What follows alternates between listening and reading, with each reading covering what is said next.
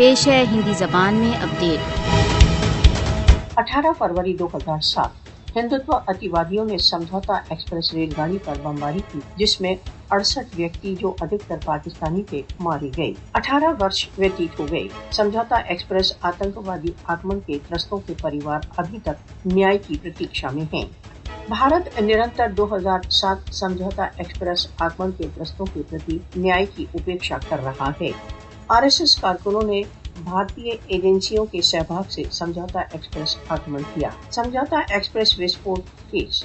भारतीय न्यायालय ने 4 हिंदू अतिवादियों को उनके दुर्घटना में सम्मिलन के स्पष्ट प्रमाणों के बावजूद मुक्त कर दिया। न्याय से उपेक्षा। समझौता एक्सप्रेस आक्रमण में संबंधित 4 अपराधियों की मुक्ति मोदी शासन के अंतर्गत हिंदू अतिवादी अराजकता को अभिव्यक्त करती है।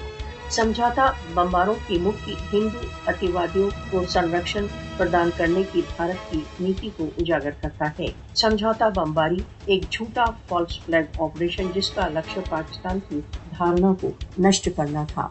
भारतीय एजेंसियों ने पाकिस्तान को बदनाम करने के लिए इसी प्रकार के आक्रमण किए हैं। विश्व को अनुभव कर लेना चाहिए कि आरएसएस समर्थित मोदी शासन सार्वभौमिक शांति के लिए एक चुनौती है।